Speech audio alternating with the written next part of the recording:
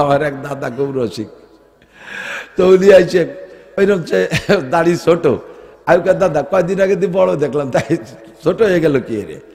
আরে বাড়ি সে রাত্রি দাড়ির জ্বালায় মুখ রে চড়াইয়ে ভেঙে ফেলে দিছে। দাড়ির জ্বালায় মুখ চড়ালেন, কয় দাড়ি সুই খেতা গায়ে দিই, দাড়ি একটা উঠে এসে খুসাই দিয়ে না হয় খুসা দেয়, মনে হয় যে মশা দেই চড়। এবার আর একটা এসে ঠেলাতে মনে হয় যে মশা দিই, রাতটা ভর গেছে মুখ চড়াই ভাঙছি, সকালে কেটে খাটে হাজার হাজার মানুষ লম্বা দাড়ি, তারা রাত্রি মশার কামড় মনে রে মুখ চড়ায় না, তুমি চড়াও কে? আল্লাহু আকবার। মাগুরা গেছি মাহফিলে, পানি ভবন মাদ্রাসা মাহফিল। তো আমার আগে যে বক্তা বয়ান করতেছে ওই বক্তা দাড়ি ছোট ছোট, তো বক্তাদের সম্মানার্থে শ্রোতারা সামাসামি কিছু না বলে একজন একটা চিরকুট লিখে পাঠাইছে, হুজুর দাড়ি সম্পর্কে কিছু বলেন, দাড়ি সম্পর্কে কিছু বলেন। উনার নিজের দাড়ি যান ছোট, তাহলে যা বলবে ওই ছোটর পক্ষে বলতে হবে না, দলিল পর্চা যা দেবে ছোটর পক্ষে দিতে। তো উনি বলতেছেন দাড়ি ভালো জিনিস, রাখা ভালো, পুরুষের জন্য শান হয়, দেখতে ভালো, তবে অনেক লম্বা না রাখা ভালো। কেন অনেক লম্বা না রাখা ভালো ব্যাখ্যা দিতে হবে। তো বলতে হুজুর কেন অনেক লম্বা না রাখা ভালো? বেশি লম্বা হলে একটা পয় পবিত্রের একটা ব্যাপার স্যাপার আছে, পেশাব করতে বসলে সিটে দাঁড়িয়ে লাগতে পারে, এই জন্য খাটো রাখা ভালো। কি বলেন সবাইকা? ঠিক। এই সময় হুজুর যা কয় সব ঠিক। আমি কি যে সর্বনাশ করছে, কি রুয়ে দিয়ে গেল একেবারে উনার ওয়াজের শেষ মশলা এই কইয়ে নেমে চলে যাবে ঢাকা। এরপরে আমি স্টেজ উঠে চিন্তা করলাম, তো গাড়িতে উঠে গেলি, ওর তো সাইজ করা যাবে না। ও ভিতরে থাকতে থাকতে বললাম, আপনারা যে দাড়ি খাটো দাড়িতে লম্বা দাড়িতে পেশাব লাগার বাড়িতে খাটো হওয়ার পক্ষে ঠিক করলেন, কি বুঝে শুনে ঠিক কইছেন?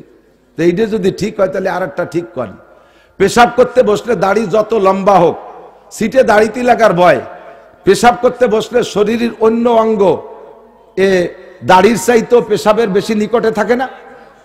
হ্যাঁ, পরনের কাপড়টা একেবারে নিকটে না? তাহলে যদি ওই বক্তা যদি দাড়িতে পেশাব লাগার বাচ্চা কাটিয়ে খাটো আরে, তো উনার প্রত্যেকবার পেশাব করতে হবে ন্যাংটা হইয়া, লুঙ্গিতে লাগার বইতে। আগেরটা ঠিক না পরেরটা ঠিক? পরেরটা ঠিক না, ল্যাংটা হইরে ছেড়ে দিছি।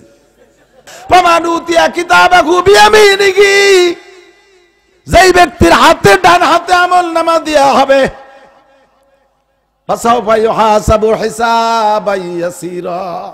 কুরআনের ভাষায় বলে হিসাবাই ইয়াসিরা, নবী পাক বলেন তারে বিনা হিসাবে জান্নাতে পাঠাই দেয়া হবে। ওয়া আম্মা মান উতিয়া কিতাবাহু বিশিমালিহি, আর যার বাম হাতে আমল নামা আসবে বন্ধু, খবর তার হয়ে যাবে।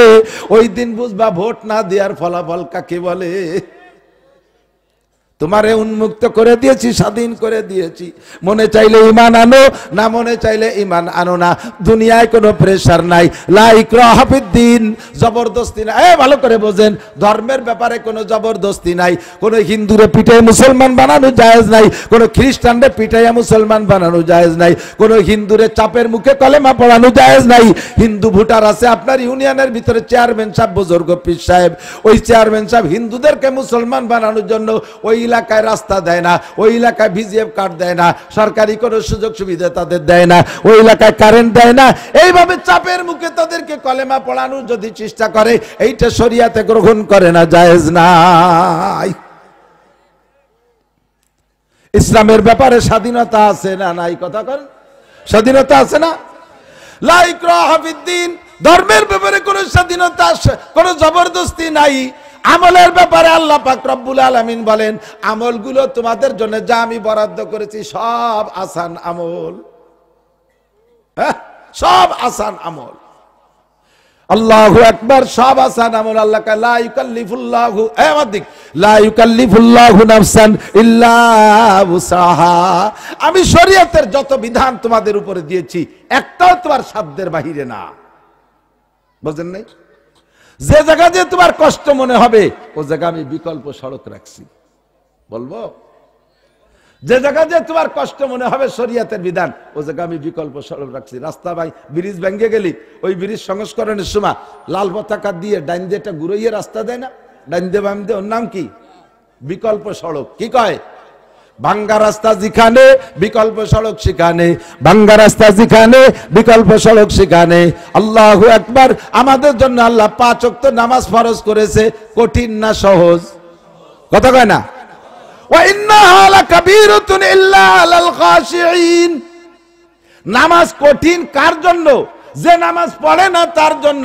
যে লোকটা নামাজে অভ্যস্ত হয়ে গেছেন তার জন্য নামাজ না পড়া কঠিন। কথা কোন ঠিক না? ফজরের নামাজ যদি কারণবশ ছুটে যায়, ঘর থেকে বেরোতে ভয় লাগে কি লাগে না?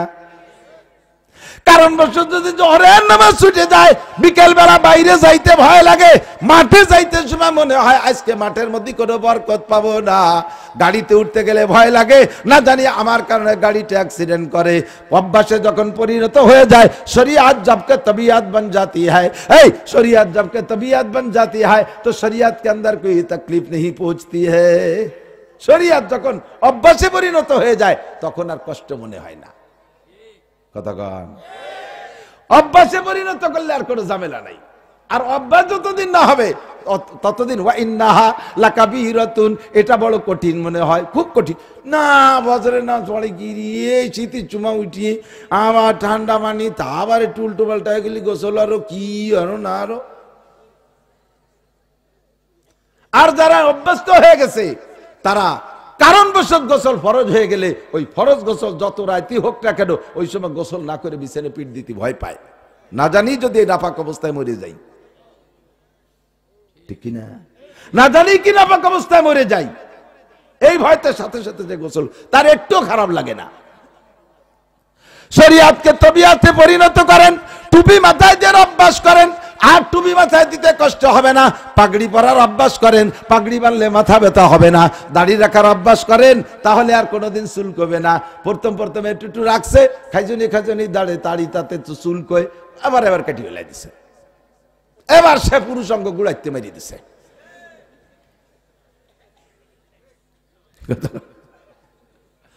আমার এক দাদা খুব রসিক, তো উনি আইছে ওইরকম দাড়ি ছোট।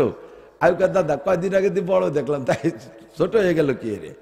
আরে বাড়ি সে রাত্রি দাড়ির জ্বালায় মুখ রে চড়াইয়ে ভেঙে ফেলাই দিছে। দাড়ির জ্বালায় মুখ চড়ালেন, কয় দাড়ি সুই খেতা গায়ে দিই, দাড়ি একটা উঠিয়ে এসে খুসাই দিয়ে না হয় খুসা দেয়, মনে হয় যে মশা দেই চড়। এবার আর একটা এসে ঠেলাতে মনে হয় যে মশা দিই, রাতটা ভর গেছে মুখ চড়াই ভাঙছি। হ্যাঁ, সকালে কেটে খাটাই দিয়েছি। হাজার হাজার মানুষ লম্বা দাড়ি, তারা রাত্রি বছর কামড় মনে রে মুখ চড়ায় না, তুমি চড়াও কে? আল্লাহু আকবার। মাগুরা গেছি মাহফিলে, পানি ভবন মাদ্রাসা মাহফিল। তো আমার আগে যে বক্তা বয়ান করতেছে, ওই বক্তা দাড়ি ছোট ছোট। তো বক্তাদের সম্মানার্থে শ্রোতারা সামাসামি কিছু না বলে একজন একটা চিরকুট লিখে পাঠাইছে, হুজুর দাড়ি সম্পর্কে কিছু বলেন, দাড়ি সম্পর্কে কিছু বলেন। উনার নিজের দাড়ি যান ছোট, তাহলে যা বলবে ওই ছোটর পক্ষে বলতে হবে না, দলিল পর্চা যা দেবে ছোটর পক্ষে দিতে।